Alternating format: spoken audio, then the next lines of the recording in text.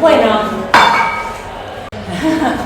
bien, con la lectura, con los teóricos, seminarios, y van captando y algo les parece muy difícil, muy fácil. Ni uno ni otro. Ni uno ni otro.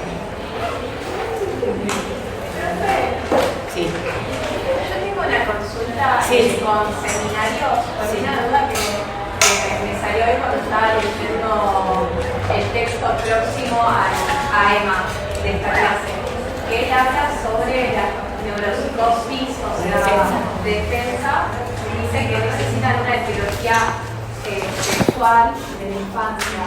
Pero estaba pensando, Ahí no lo sé. Elizabeth no lo tiene. Bueno, ¿es también escrita sobre eso? Sí. Vamos a tu pregunta para pensar esto. Bueno, en algún momento Freud empieza a ubicar que se trata de una vivencia infantil, pero no es en un primer momento, ¿no? O sea, hasta llegar a la vivencia infantil pasan algunas histéricas por el diván de Freud, digamos, ¿no? No es, tampoco pasa mucho tiempo, ¿no?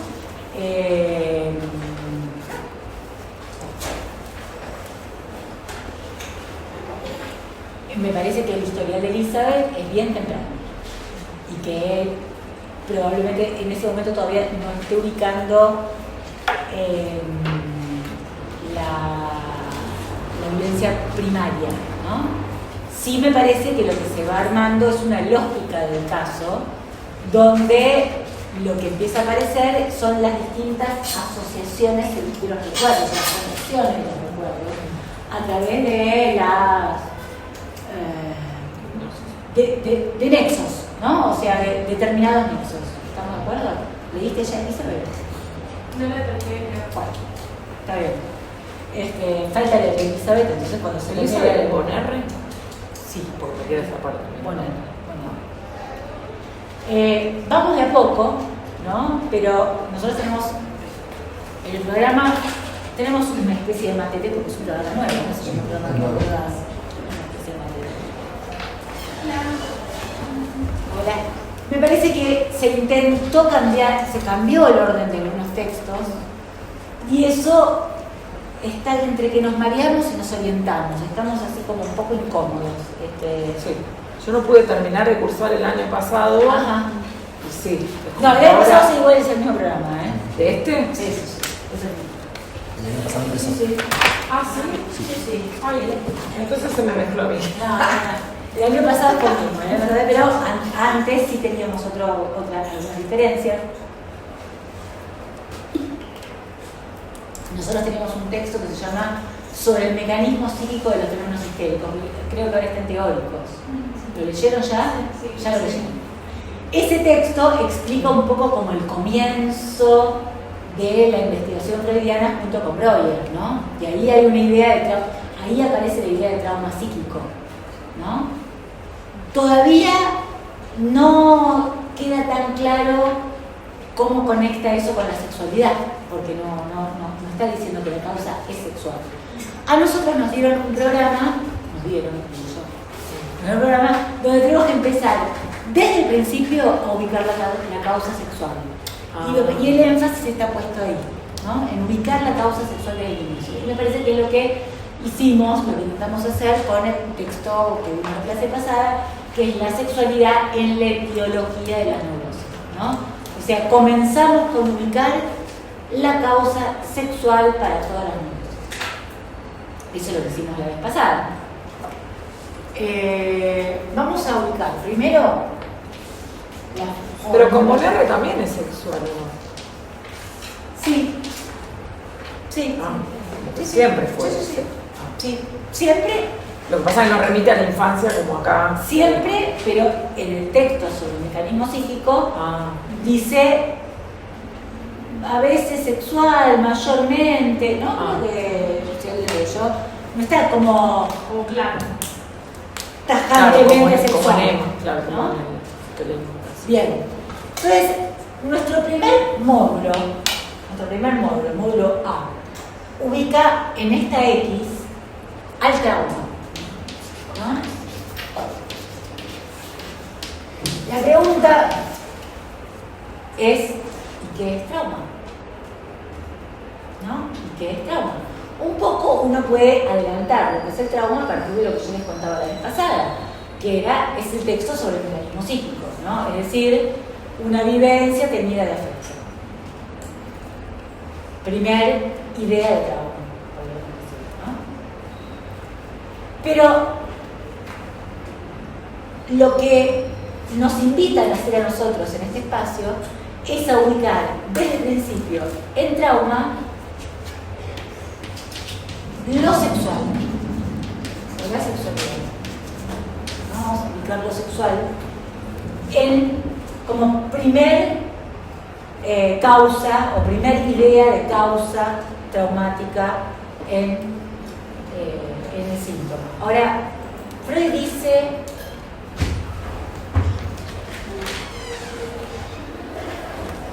que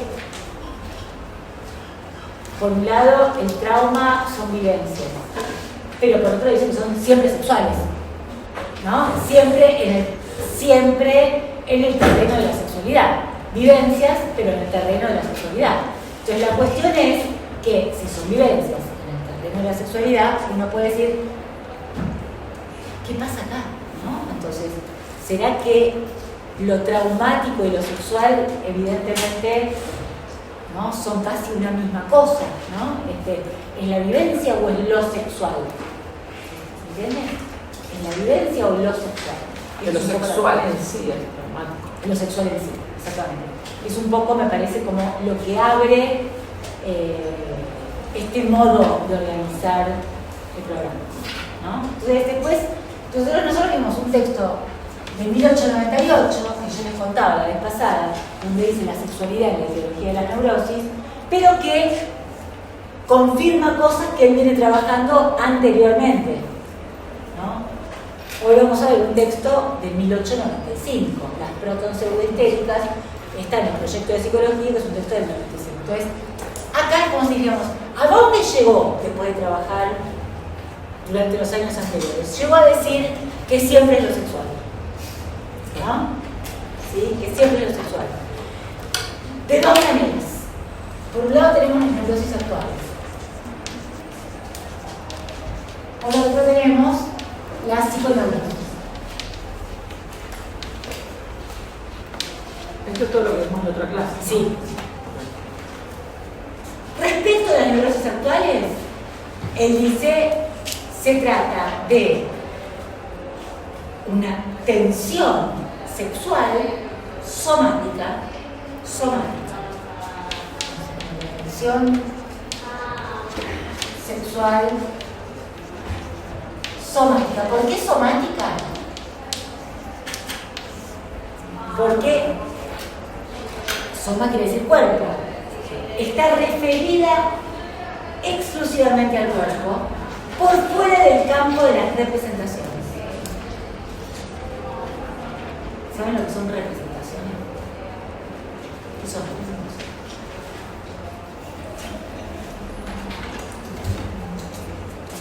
Vamos bien a debate, ¿eh? No era una cosa en lugar de otra. Una cosa en lugar de otra. ¿Qué en lugar de qué? A ver, cuando Freud habla de representaciones, entiendo que es un concepto que sale de la filosofía, que lo inventa él, representación. La representación alude a que todo pensamiento representa lo que se presenta. Lo que se presenta y lo que se representa, como al modo de la copia, ¿no?, de lo que se presenta, de la experiencia en el pensamiento, ¿no? Esto viene como de la tradición filosófica de hablar de representación, ¿no? O sea, es pensamiento, podríamos decir, representación es pensamiento. Podríamos decir, son las unidades del pensamiento, ¿no? ¿Es la representación de la vivencia? Podría ser de una vivencia, podría ser, ¿no? Podría ser de una persona, ¿no? representaciones es el modo en que el pensamiento, de alguna manera, uno lo puede, ¿cómo decir? Individualizar, ¿no? Individualizar, ¿no? Nombrar. Y digo nombrar porque también nosotros podemos decir es lenguaje. O sea, no hay representación sin pensar en el campo de lo simbólico, ¿no? Entonces, por un lado, la idea de representación tiene que ver con el modo en que el pensamiento refleja la experiencia, pero esto no es sin el lenguaje. ¿Me siguen en lo que estoy diciendo? O sea, tuve una experiencia con la mesa.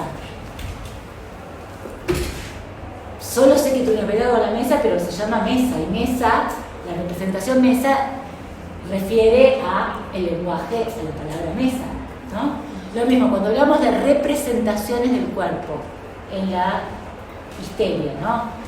Está tomada la representación del cuerpo, está tomada la idea del brazo, decimos, ¿no?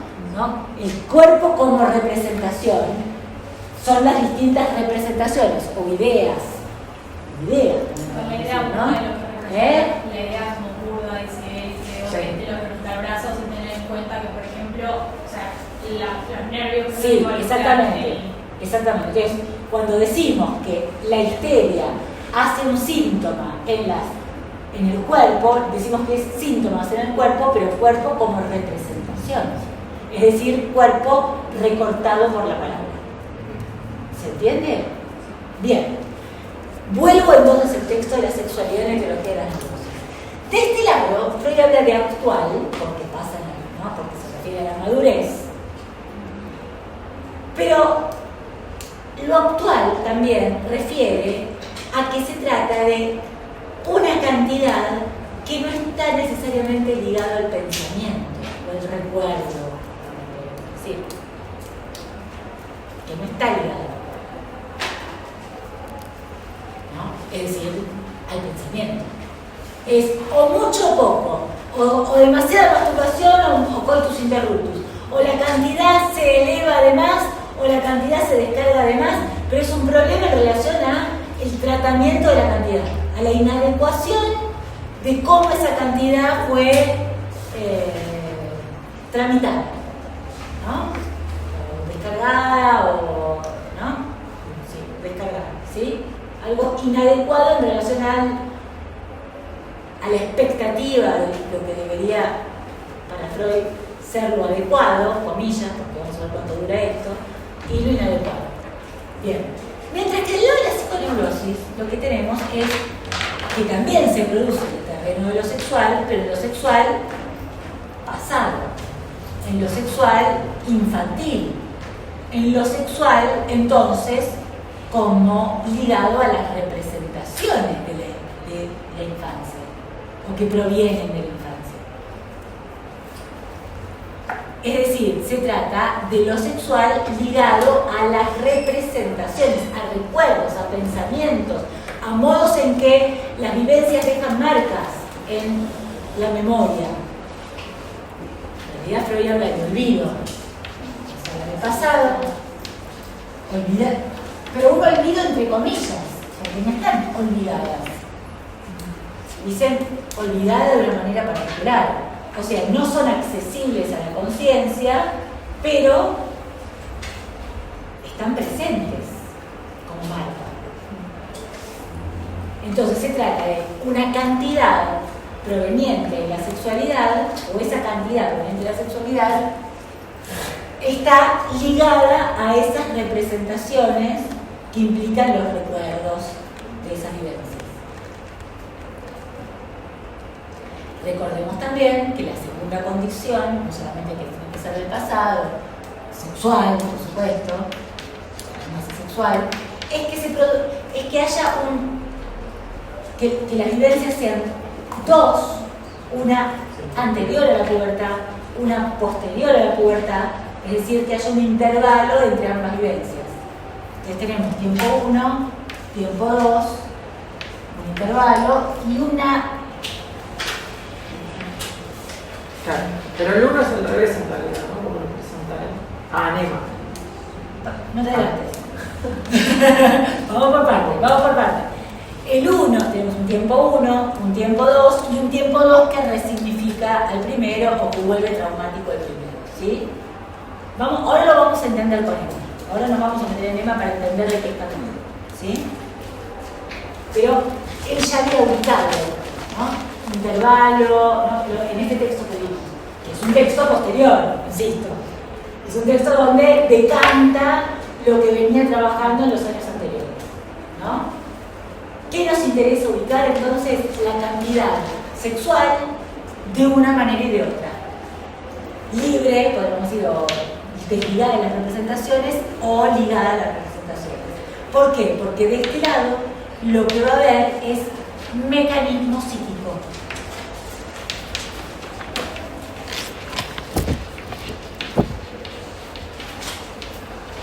Y de este lado decimos que sin mecanismo psíquico.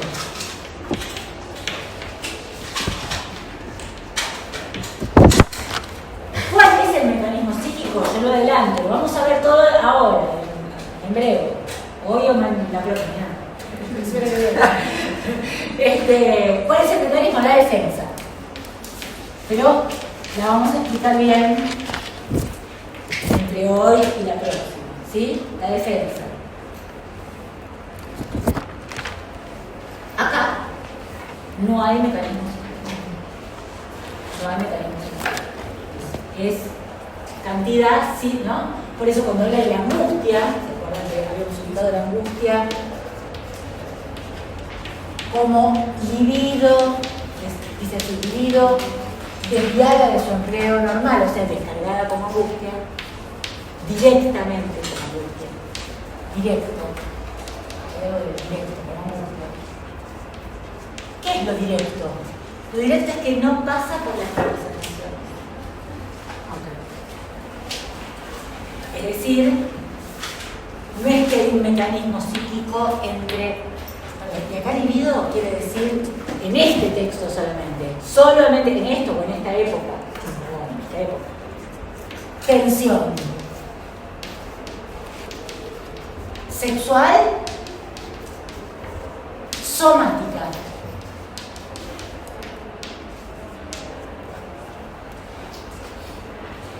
No entiendo lo de directo. Sí, lo entiendo, pero no lo puedo internalizar. Recordemos cuáles eran las causas de las neurosis de angustia y de la neurosis neurasténica, especialmente la neurosis de angustia. En lugar de la descarga adecuada, Freud dice que se produce neurosis de angustia donde hay coitus interruptus o abstinencia sexual. Ante esa falta de descarga adecuada, es decir, esa acumulación de la tensión sexual, esa acumulación hace que se descargue, pero como angustia. O sea, es una descarga, ¿sí? Se transpone en angustia. ¿Se entendió? Se transforma en angustia. Esa sexualidad se transforma en angustia. O sea, como si te dijeran, lo voy a poner muy burdo. Mejor. Me hace sentir mejor. Bien burdo, lo pongo bien burdo. ¿Estás angustiada? No cogiste bien. ¿No? Una cosa así sería, ¿no? La idea de Freud en ese momento. Perdón, dije que iba a ser burdo. ¿No? Es como una idea así, ¿no? Pero hoy, casi que el sentido común podría llegar a decir una cosa así, ¿no? Ay, estoy angustiada, ¿sabes lo que te falta vos? ¿No? Le podría decir la amiga, vos sabés lo que te falta, ¿no? Casi esa idea de sentido común, que como sentido común siempre está equivocado. El sentido común siempre está equivocado, casi podríamos decir. Bueno, Freud está equivocado. Podríamos decir, más equivocado es, ¿no? O sea, simplificando algo, simplificando, porque tiene que ver. O sea, él ubica que la sexualidad, digamos, tiene que ver en esa angustia, pero porque bueno, sexualidad, no fuerte, porque el coitus interruptus, porque no sé cuánto, ¿no? Demasiado sentido común.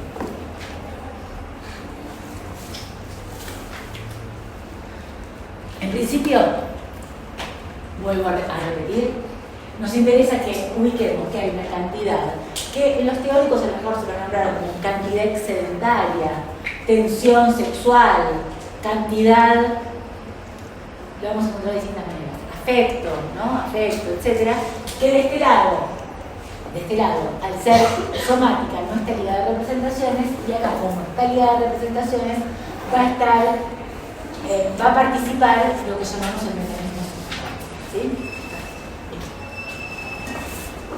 Vamos ahora al ejemplo, que como les decía, es el de las proton-pseudo-histéricas. Pero ¿cómo vamos a leerlo? Muy a la letra, porque hay muchas cosas en las que detenernos.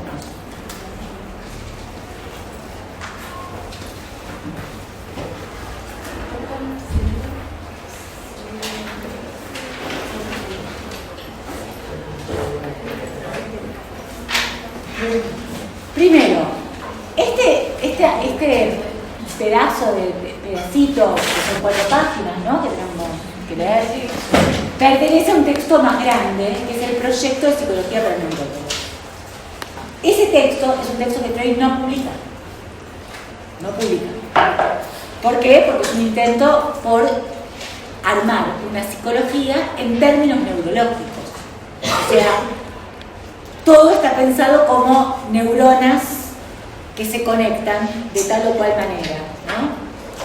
Freud abandona esta posibilidad de traducir neuronalmente lo que pasa en el ámbito de lo psíquico, ¿no? Pero hasta en este intento es como que intenta una traducción neuronal de lo que pasa en el aparato psíquico, como si, ¿no?, como lo apoya en lo neurológico, ¿sí?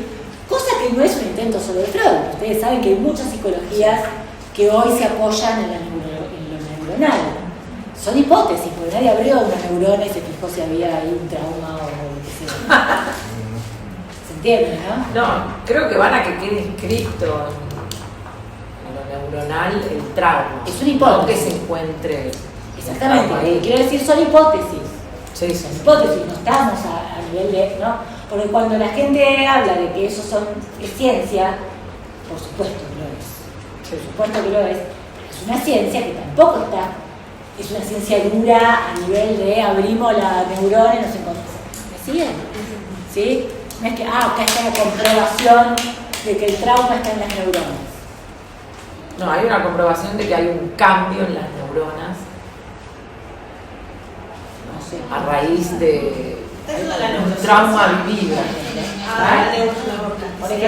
Claro, hay una comprobación de una alteración neuronal que se saca por... Bueno, habría que ver que hay comprobaciones de muchas cosas, por supuesto. De hecho, los psicofármacos actúan neuronalmente o actúan a nivel de neuronas, por supuesto, y producen efectos. ¿No? Lo que quiero decir es, uno puede, por supuesto, tener algunas cosas ubicadas a nivel orgánico, pero Freud abandona este intento, ¿sí? Abandona este intento, porque encuentra que la cantidad esta que se suponía que tenía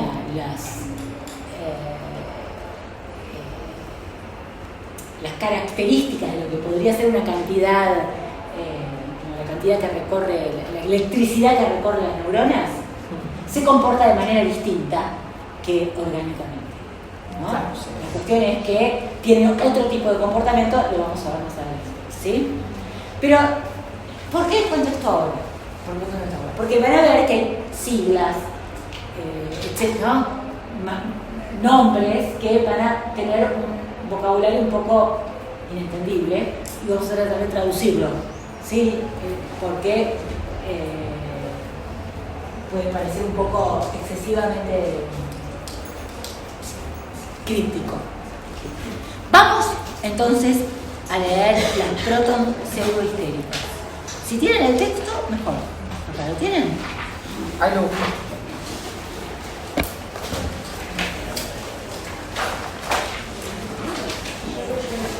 Vieron que hay una llamada donde dice las proton pseudohistéricas, ¿Qué quiere decir la protonpseudo?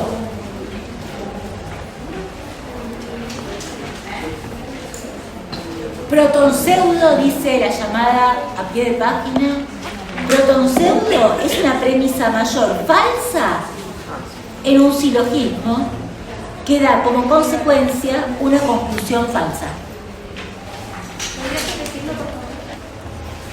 Esto está en la llamada, a pie de página. Protonpseudo es una premisa mayor falsa en un silogismo que da como consecuencia una conclusión falsa.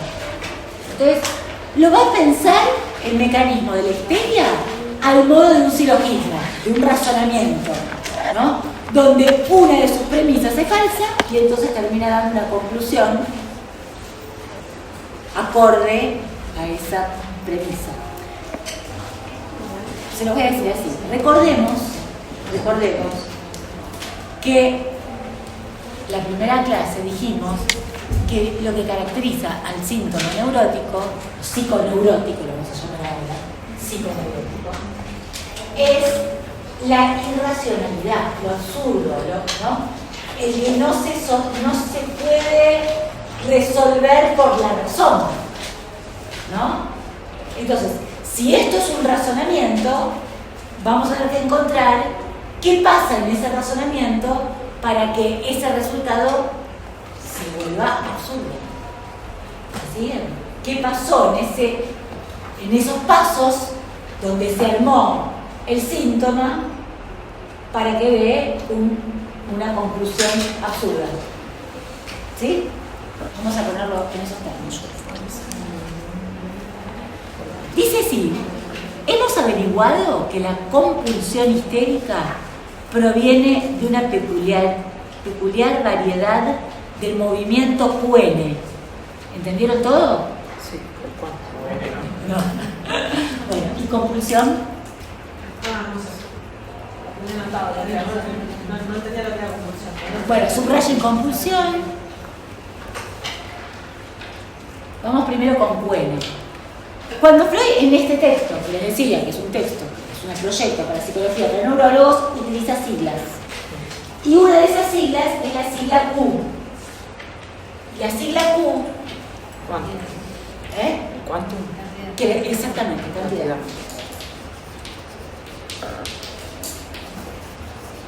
Y QN es cantidad endógena. Se refiere a la cantidad endógena. ¿Qué es cantidad endógena? Bueno, hay dos tipos de cantidades. O la exógena o la endógena.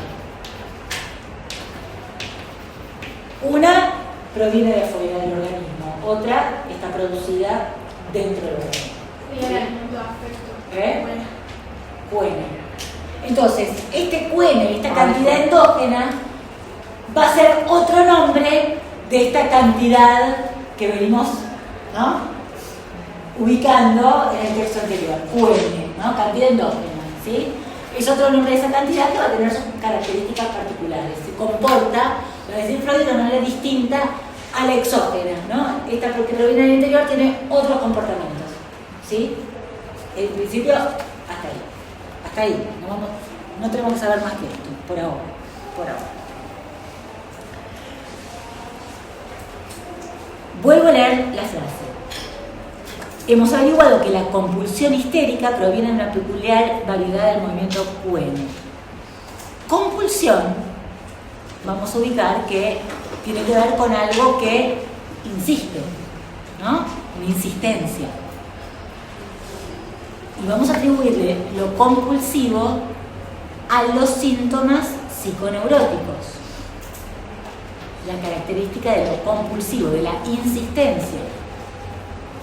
Perdón, profe, ¿insistencia en algo que es repetitivo? Sí, pongámosle.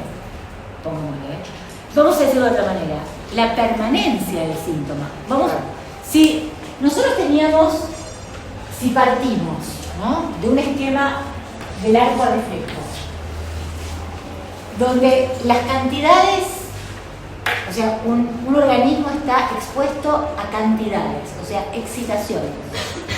Supongamos que proviene una excitación del exterior y que cuando se eleva una cantidad, el organismo, para mantener lo más estable la cantidad, lo que llamamos principio de constancia, lo que debe hacer es resolver la cantidad, es decir, descargarla. Habíamos dicho, entonces, en el caso de las neurosis actuales, que esa cantidad no se descargaba correctamente, ¿no? Y entonces había síntomas. Y que acá, esa cantidad, ahora vamos a ver de dónde surge, ¿no? Podremos decir que también se expresa de alguna manera en síntomas. Pero no es ninguna descarga, porque si se descargara, se acabaría. No es el síntoma una vez y se terminó. No, el síntoma es permanente, es una y otra vez. Es acá y acá y de nuevo y otra vez y otra vez y otra vez. O sea, esa cantidad no se descargó. Tiene efectos, pero no son efectos de descarga. ¿No? Son pequeñas descargas permanentes.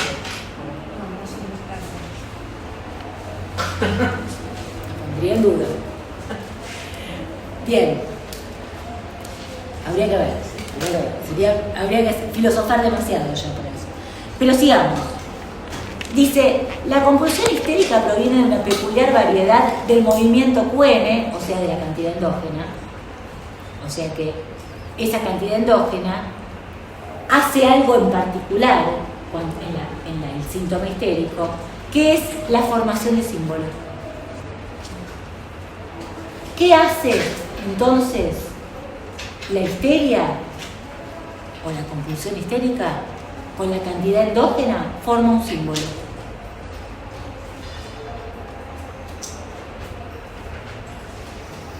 Es una característica, es una peculiaridad, variedad de ese movimiento. En lugar de descargarse, forma un símbolo.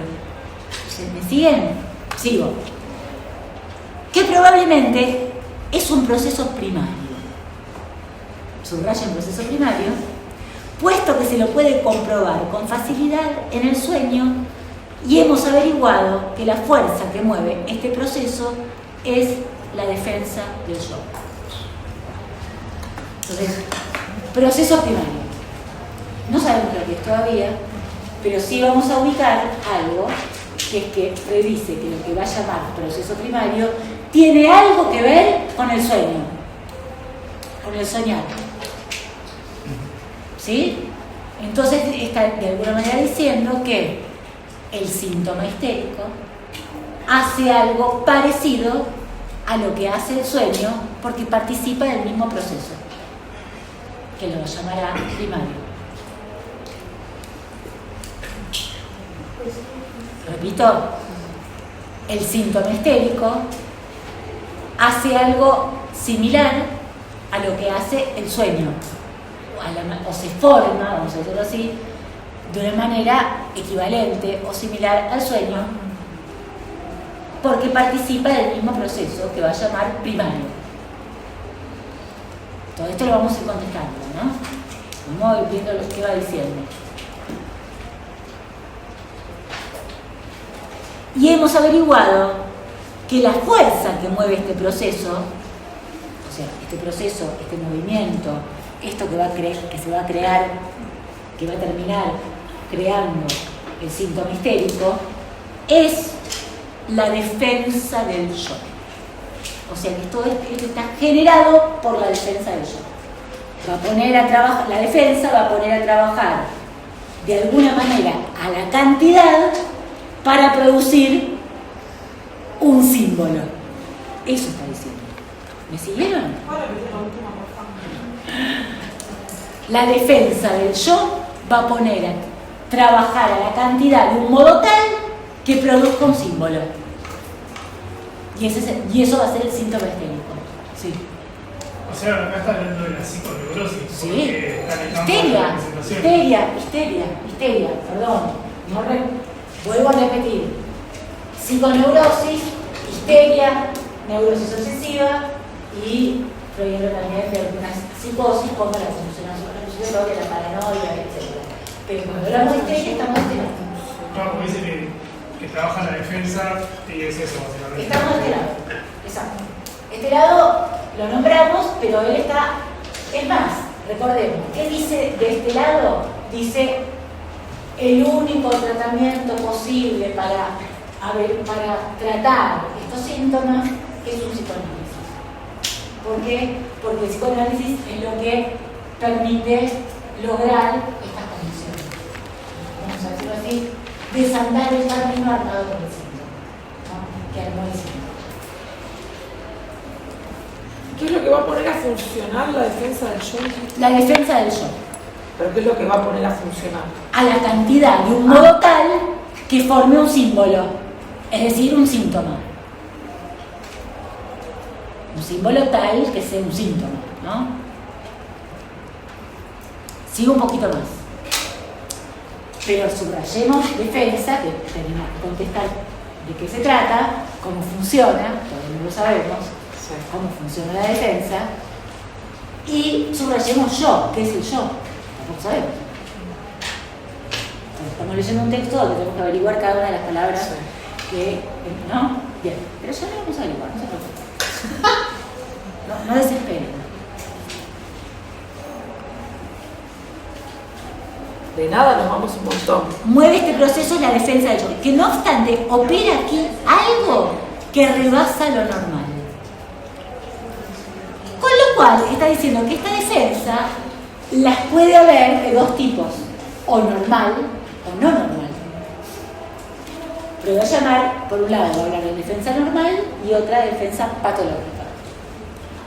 Se va a ocupar acá de la patológica, porque rebasa lo normal. Entonces hay una defensa que es normal, un modo en que el aparato se defiende de esta cantidad de modo normal, ¿no? Podemos decir, todo esto funciona bien.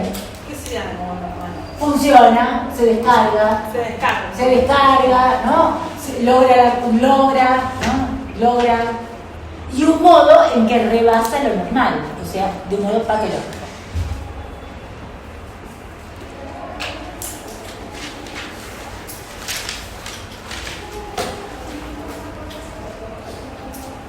Nos hace falta una explicación para esto, saber que unas consecuencias como aquellas a que nos tienen acostumbrados sobre los procesos primarios advengan a raíz de un proceso yónico. O sea, es el caso en donde algo que venimos contando, que todavía no sabemos qué es el proceso primario, es producido a raíz de un proceso iniciado en el yo. O sea, se inicia esto a raíz de un proceso iniciado en el yo. Es decir, a partir de la defensa.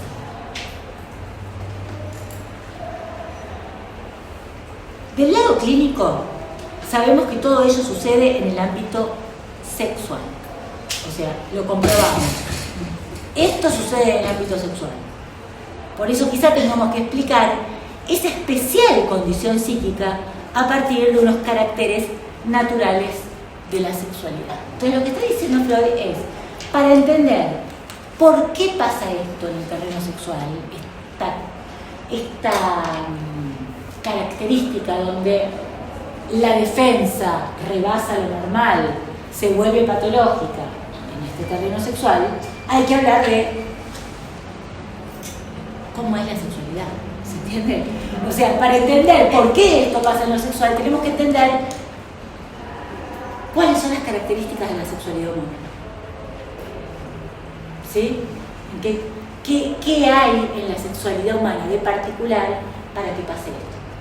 O sea, procesos de defensa que rebasen lo normal, que se vuelvan patológicos. Eso es el planteo de lo que está diciendo. ¿Se entendió? Me alegro. Sigo. Pero para todo esto se va a meter con el ejemplo, que es el ejemplo de Emma, ¿no? Emma está hoy bajo la compulsión de no poder ir sola a una tienda. O sea que Emma tiene un síntoma. ¿Cuál es el síntoma? Exactamente. ¿Y por qué es una compulsión? Claro, porque no es que no puede ir una vez ir sola a la tienda. No puede ir a la tienda, no puede. O sea, es permanente. Cada vez que tendría que ir solo a una tienda, no lo puede hacer. Compulsión no tiene nada que ver con el hecho Totalmente. Sí, se impone. Claro, algo que te adviene. Exacto. No es hablando de la repetición en sí. ¿Cómo? O sea, no es así con la repetición, pero la repetición correcta, de que racionalmente. Claro, como que hay un automatismo en el sentido de que no hay el yo no lo más. No hay un dominio de eso. Claro, exactamente. Por lo menos el yo no participa de esa participa de otra cosa, pero con la compulsión no puede hacer nada, ¿no? O sea, hay una defensa, el yo se defiende de algo, pero la compulsión, evidentemente, el yo ahí no tiene. Exacto. Sigo. Entonces no puede ser una tienda, Emma, ¿no? Como fundamento, un recuerdo de cuando tenía 12 años, es decir, poco después de la pubertad. Como fundamento. Vamos a imaginar que Freud atiende a Emma, supongo que en ese momento la atenderá con la presión en la frente, ¿no? ¿Ya hablaron de la presión en la frente? Sí. Estaríamos en el método buscando en la causa, ¿no? Entonces, ¿qué se le ocurre? ¿No? ¿Cuál es el primer recuerdo que le viene? ¿No? Entonces aparece, suponemos, el primer recuerdo, que es el de los 12 años. ¿Cuál es el recuerdo de los 12 años? ¿Lo leyeron? Que entra a la tienda y hay 2 empleados, creo que eran, que se estaban riendo. Exactamente. Ella entra a una tienda y los 2 empleados se ríen. Ella supone que se ríen del vestido, de su vestido, ¿no? La invade un afecto de terror y sale corriendo. Todo eso es el recuerdo que aparece, el fundamento, como fundamento, dice, o sea, lo que aparece detrás del síntoma es este primer recuerdo. Y que uno le había gustado sexualmente. Muy bien, vamos bien, ya la pueden contestar. Bien, cuando se las toman en el parcial ya están controladas. Bien. Sobre esto se despiertan unos pensamientos, que esos 2 se ríen de su vestido y que uno le había gustado. Vamos a la página 401. Tanto el nexo entre estos fragmentos como el efecto de la vivencia son incomprensibles. Es lo que les decía, ¿no? O sea, hay un silogismo, supongamos, absurdo, no se entiende. Fíjense cómo lo va tratando de dar racionalidad, y cómo la racionalidad no tiene racionalidad. Esto, ¿sí? Si ella ha sentido displacer a causa de que se rieran de su vestido, hace tiempo que eso por fuerza estaría corregido desde que se viste como dama. Y nada cambia en sus ropas por el hecho de ir a la tienda sola o acompañada, ¿no? O sea, ¿qué tiene que ver ir sola con el vestido? ¿Qué tiene que ver pera con manzana, me parece, ¿no?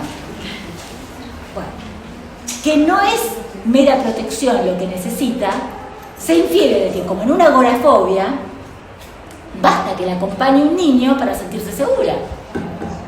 Cualquiera, ¿no? Podríamos decirle, pero ¿cómo con un nene te sentís segura y sola no? ¿De qué estamos hablando? Y es algo totalmente inconciliable que a uno le gustara. Tampoco cambiaría esto si fuera acompañada. O sea, ¿se entiende? Él está mostrando que no hay relación racional entre causa y efecto. Si la causa fuera esa. Si la causa fuera esa, ¿se entiende? ¿No? O sea, es la primera que aparece. Pues acá hay algo que no. O sea, ese suceso que pasó en el local sería tiempo 2. Claro, después de la puerta. Exactamente. Por eso, esto sigue, ¿no? Por tanto, los recuerdos despertados no explican ni la compulsión ni el determinismo del síntoma, ¿no? Es como si dijera, bueno, primero nos encontramos con un recuerdo detrás del síntoma, pero no alcanza. Entonces, no alcanza. No alcanza para explicar, ¿sí? Bien.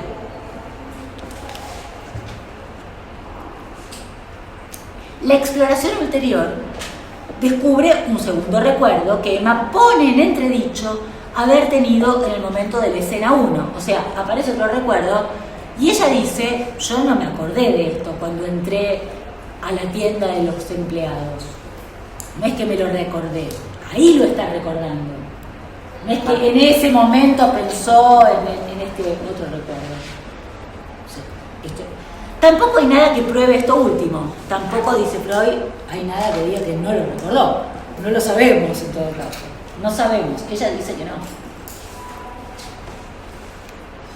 Siendo una niña de 8 años, fue por 2 veces a la tienda de un pastelero para comprar golosinas. Y este caballero le pellizcó los genitales a través del vestido. Pellizcó, vamos a suponer que es una especie de eufemismo para un abuso, ¿no? La habrá toqueteado, ¿no? Pongamos que dijo pellizcó para no decir otra cosa.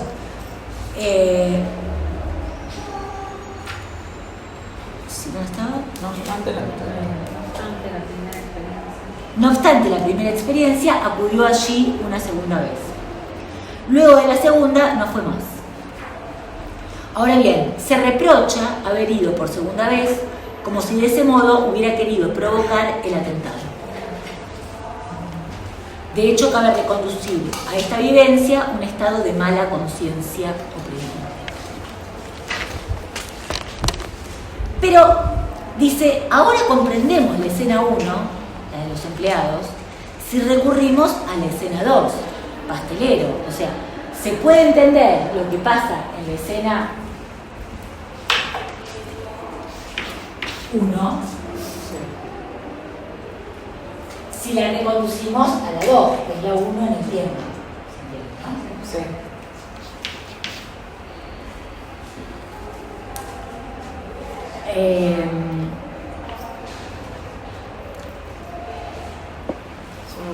Ella misma, solo nos hace falta una conexión asociativa entre ambas.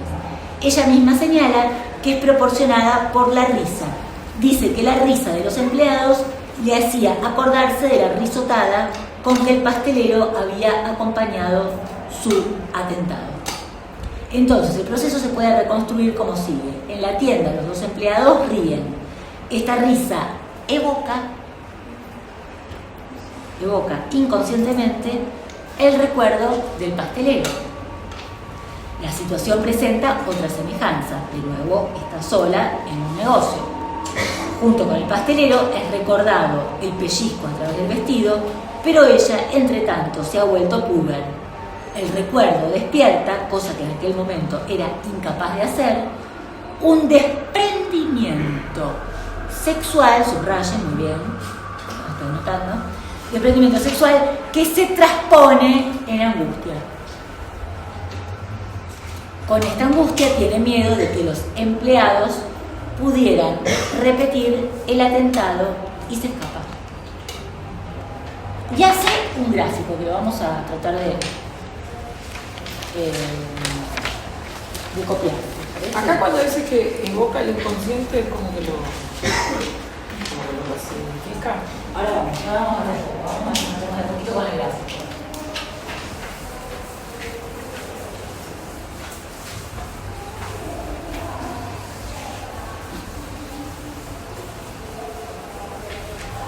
Está la otra.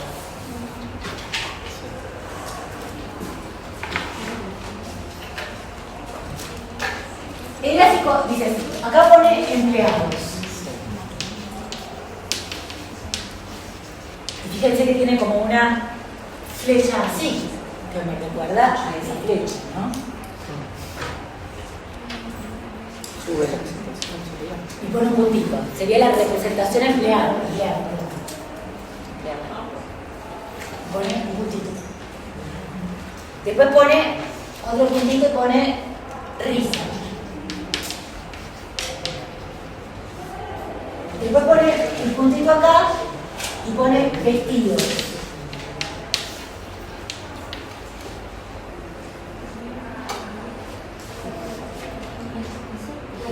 Vestidos, acá también vestidos.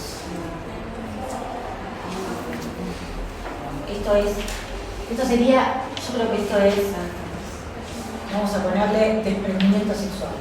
Vamos a suponer. Claro. Porque hay otro vestido, que es el de vestidos. Claro. Tenemos negro y blanco, ¿no? Tenemos negro, las que son de la escena de los empleados, blanco, las que son de la escena del pastelero, ¿no? Vestido acá, pones acá, línea de puntos, pones pastelero,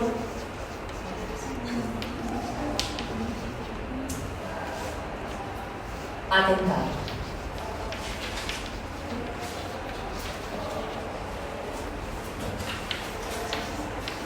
Y acá pone estar sola, pone tienda, pone huida. Raro, esto es como si fuera todo el síntoma, ¿no? Como que el síntoma está compuesto por miedo y estar sola o las condiciones, ¿no? Estar sola en la tienda se repite en el síntoma, ¿no? La huida, el querer irse, que pasa en una tienda, el estar sola en una tienda, todo eso participa de alguna manera del síntoma, esos elementos, ¿no? Que están presentes en los dos recuerdos, ¿no? Los dos recuerdos están presentes, están en el síntoma y están en los dos recuerdos. ¿Estamos de acuerdo hasta ahí? Sí, bien. Entonces, toda la línea de arriba sabemos que es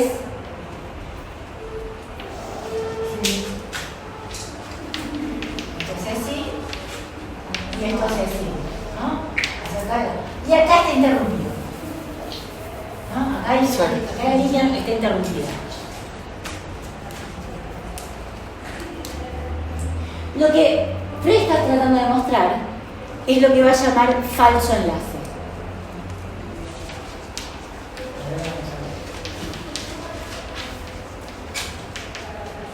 Y la falta de conexión, digamos, que se produce en la primera línea, ¿no? Como que se rompe la conexión.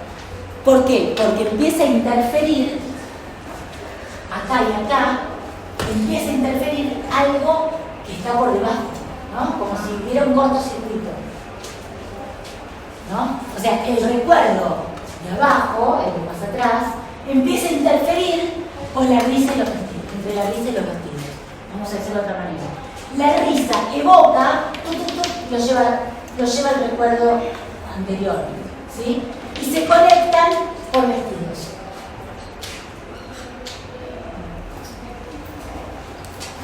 El dibujo acá tiene como también unas... Sí, no importa. No hay que aprenderse el dibujo. Yo lo uso porque me parece que no es exhaustivo, digamos, ¿no? No es exhaustivo. Pero me parece que permite entender algo de qué sucede, ¿no? Cuando llega la risa es lo que hace aparecer esta otra escena sin hacerla aparecer, sino que la hace aparecer en la representación de estilos. Sí. ¿Qué dice abajo de estar sola? Huida. Tienda, huida. Está en el dibujito, Lo voy a leer y van a ver cómo se entiende mejor cuando lo lean, ¿sí? O sea, lo voy a decir. La risa evoca este recuerdo en lo que coincide en la pellizca al destentado, en la pellizca en el vestido, y entonces ella parece aparecer en el primer lugar, se ríen a través del vestido. Pero este vestido, se ríen por el vestido, viene en lo que viene de este atentado. Es cómo se mete este atentado en esta línea. Porque el falso enlace sería como esa parte que está vacía, como que no Claro. sería conexión verdadera, ese sería el falso El falso enlace es que vestidos están reemplazando este atentado. Solo vestido, risa, ¿no? Risa es lo que evoca, es como el disparador. Ah, ok. O sea, es un solo signo, entonces el vestido, no la risa. Sí. Ahora él va a decir un poco, bueno, es este, lo otro, es que lo otro. Ahora vamos a leerlo, ¿sí? Sí. Dale. No, lo del emprendimiento sexual me queda como, digo, si igual no le gustaba a los chicos, ¿qué tiene que ver ahí? ¿Quién no le gustaba? A la chica. O sea, ella cuando entra a la tienda la primera vez, cuando es más grande, ¿Al pastelero o al de los no, más más grande? grande. Y le Claro, gusta que al uno le chico. gusta. Le gusta a uno. ¿Qué modificaría en esto? Si le gustara o no. Y tiene una No, afección es un sexual. signo para Freud Claro. de que ahí hubo desprendimiento sexual, de que lo sexual está presente. O sea, de que lo sexual, que el chico que le gustó, es el desprendimiento, viene el desprendimiento sexual de esta escena. Claro, O sea, acelero que le pasó. parte se convirtió en angustia, parte, podríamos decirlo así, uno le gustó. O sea, está la sexualidad y esa sexualidad se convierte en angustia, como si se hubiera convertido ese desprendimiento sexual en angustia. Lo leo porque me hace sentir mejor cuando lo leamos. Dice, empero, estoy en la página 402.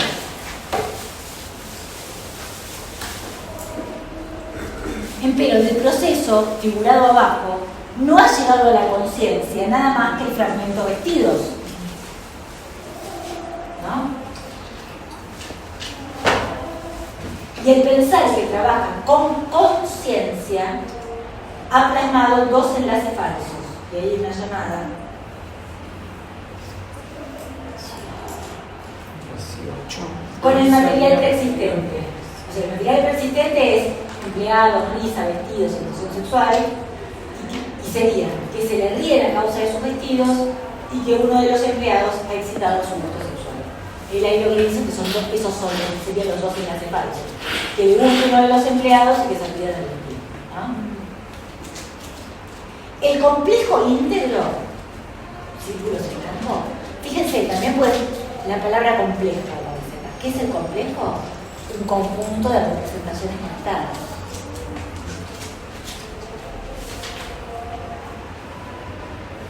El complejo íntegro está subrogado, es decir, suplantado, subrogar quiere decir, suplantado, suplantarse, está en el lugar de subrogado en la conciencia por una única representación, vestidos. Esto suplanta esto. Vestidos, evidentemente la más inocente. Ha sobrevenido aquí una represión con formación visible. ¿Se entendió? Sí. Sigo un poquito más abajo. En nuestro ejemplo, lo notable, a mitad de párrafo, es justamente que no ingrese a la conciencia el eslabón que despierta interés, el atentado. Este no ingresa a la conciencia.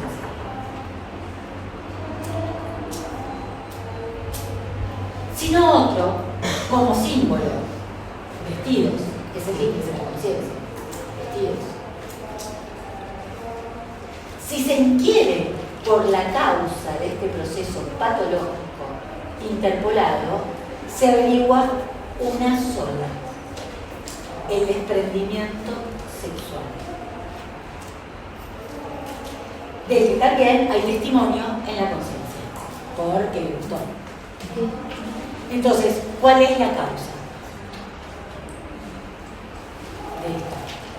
¿Dónde está la causa de este proceso?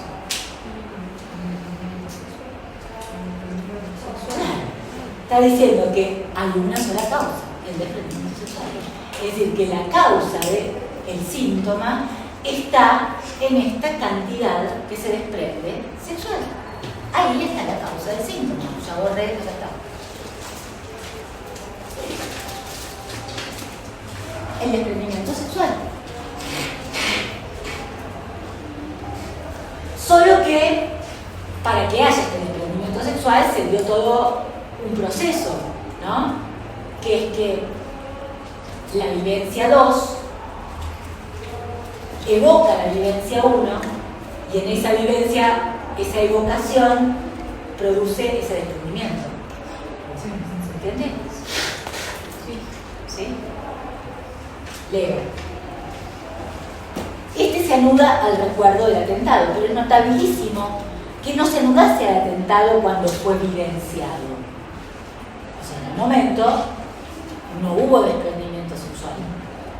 Cuando lo hubo en menor medida, vamos a decirlo así, ¿no? Porque de hecho volvió la paciente y en ese volver uno podría decir algo hubo y después no volvió más. O sea, algo pasó, ¿no? No pasó nada, pero no importa. Vamos a ver. el producto del síntoma,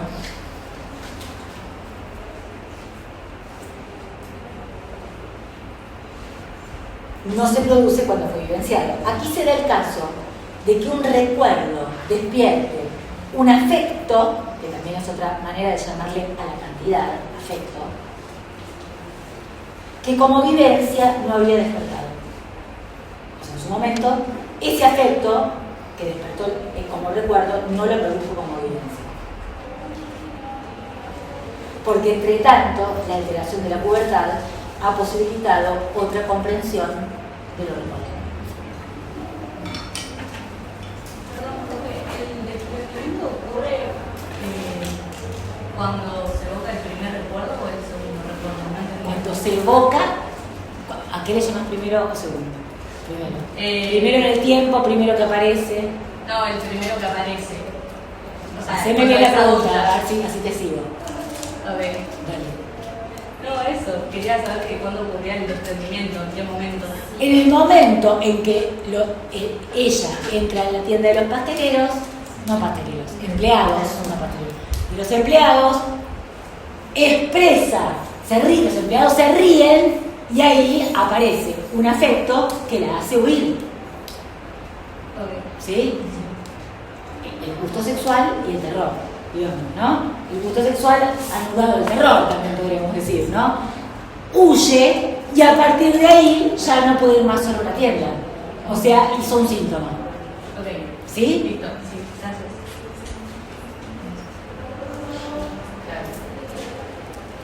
Sí. Profe, o sea que si a ella no le generaba nada a los chicos, no le gustaba o algo,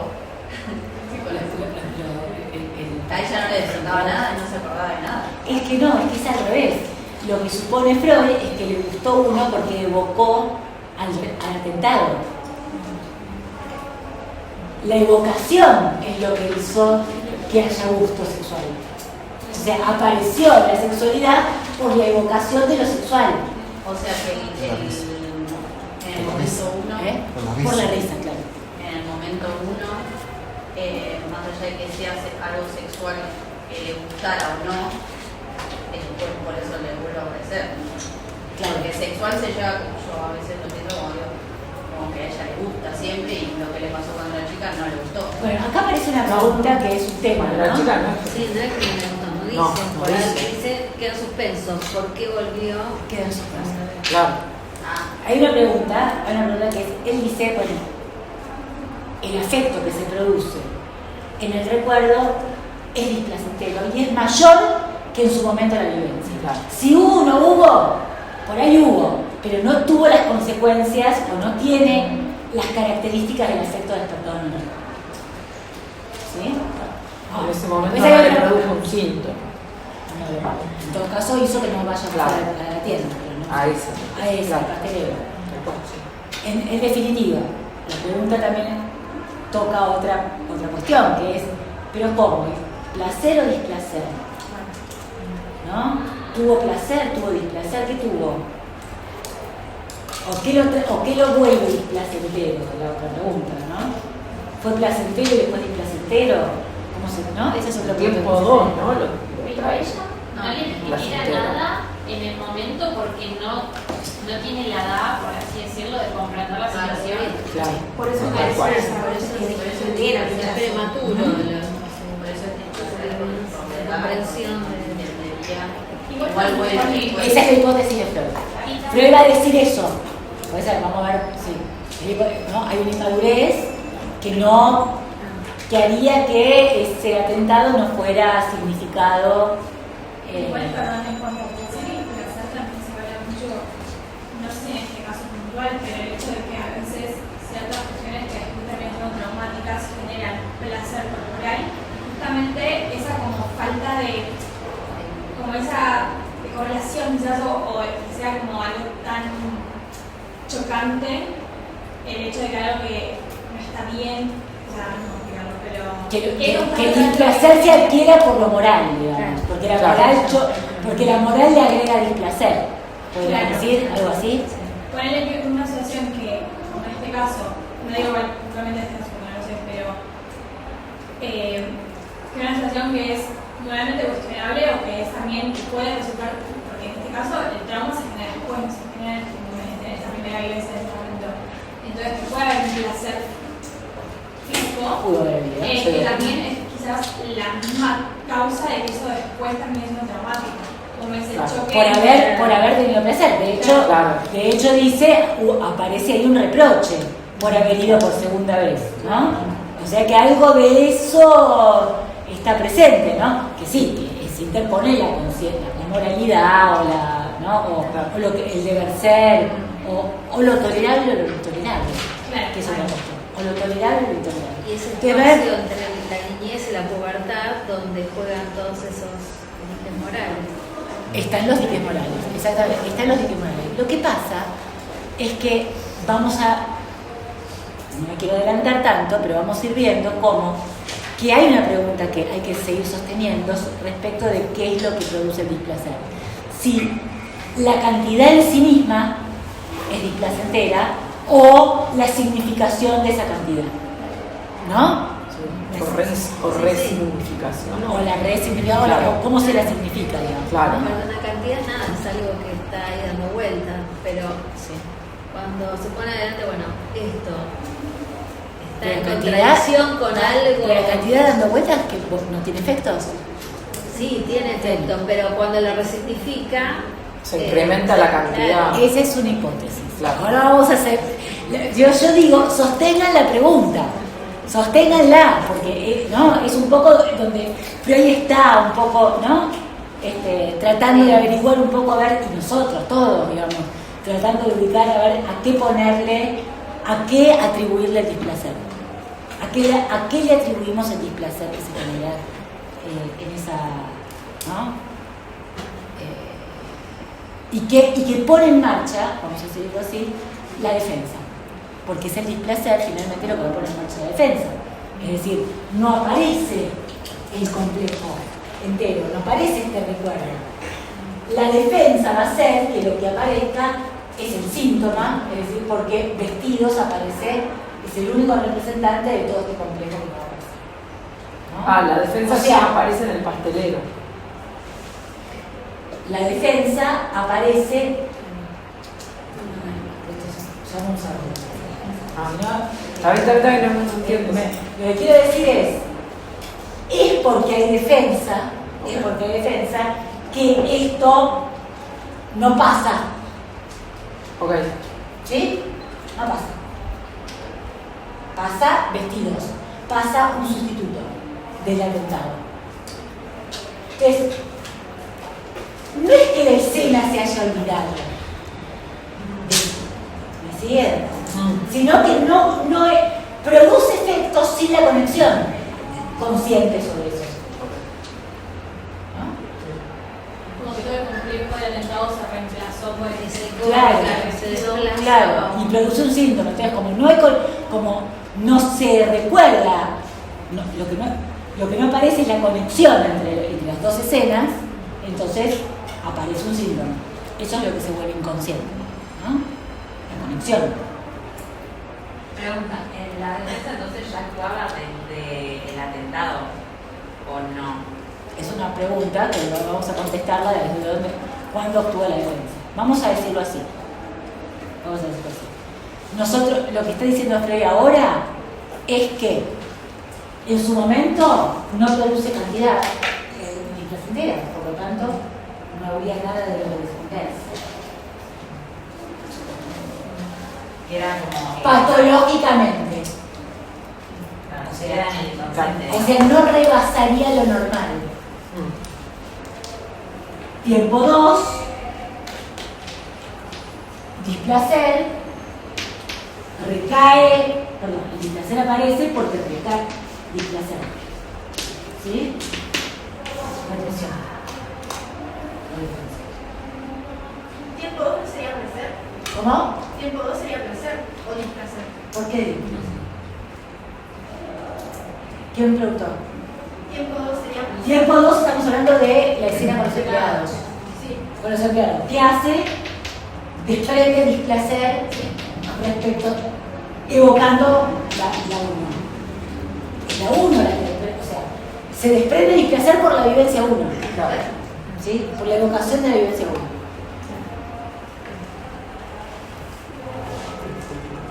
Sí. Entonces, ¿represión y defensa es lo mismo?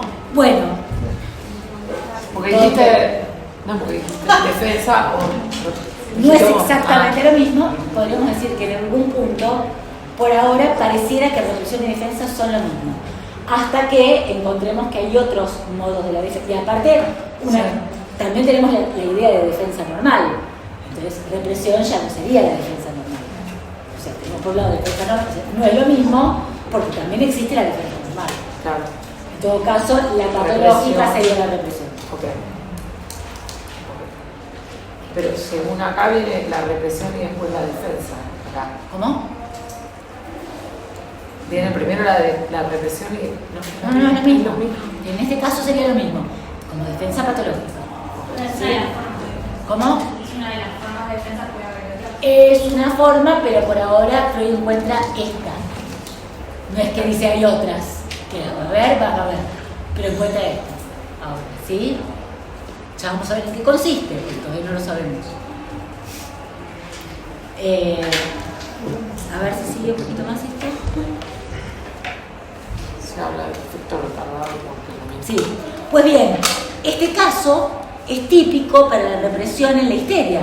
Donde quiera se descubre que es reprimido un recuerdo que solo con efecto retardado, Nastragli, ha devenido trauma. O sea, deviene trauma con efecto retardado y ahí se reprime. Y él dice, el causa de este estado de cosas es el retardo de la pubertad respecto al restante desarrollo del individuo. Es como él, ¿se acuerdan que le había dicho? Tenemos que pensar cuáles son las características de la sexualidad humana. Y está diciendo, la sexualidad humana tiene algo que es que va a tener un tiempo en lo infantil y un tiempo distinto en la pubertad. Esas diferencias entre esos dos tiempos darían una característica típica de la sexualidad humana por la cual sucede esto, ¿no? Es decir, que hay distintos momentos de desarrollo sexual, o sea que ese desarrollo sexual está interrumpido, tiene una interrupción, ¿sí?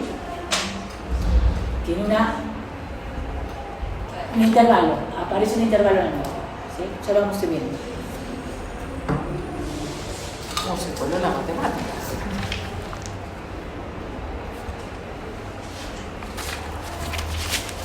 Esto es lo que dice el texto.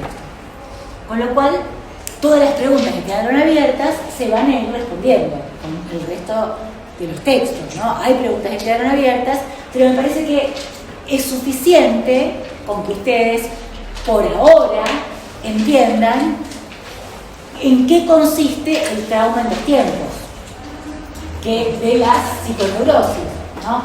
¿Cuál es la causa del síntoma? ¿Cuál es la causa? Sexual. O sea, una cantidad sexual, ¿no? Una cantidad, un desprendimiento sexual, una cantidad. Pero lo que aparece también es algo que pone en marcha un proceso que lo vamos a llamar el mecanismo, ¿no? Entonces, por un lado, como lo habíamos dicho, causa sexual tenemos en los dos cuadros, mientras que el mecanismo tenemos en la psiconeurosis. ¿Qué cosa? Mecanismo psíquico tenemos en la psiconeurosis, ¿sí? Entonces, de alguna manera, vamos a ver que esta causa sexual se complejiza en la psiconeurosis por el mecanismo de defensa, por el efecto de la pubertad, el efecto retardado, etc. ¿Sí? ¿Se entendió? Entonces, de este lado tenemos causa sexual más mecanismo psíquico. Por eso en algunos casos podemos hablar de la duplicación de la causa, ¿no? Tenemos, por un lado, la causa sexual, que no es sin la defensa que se produce. No habría ese trauma si no es por la defensa. no se volvería traumático si no es por el efecto retardado, si no es por el tiempo 2. ¿Se entiende? Por eso es en 2 tiempos. Duplicado. Necesitamos la infancia y la pubertad. Claro, o sí la o sí. pubertad, sí o sí. ¿Sí? Creo que con esto es suficiente para que se entienda de cuál es el campo en el que nos vamos a manejar y cómo estos 2 campos que se trazaron, por supuesto que tienen un punto de conexión, siempre es la cantidad, ¿no? Que en un caso está desligada de las representaciones, en otro aparece ligada a los recuerdos y a la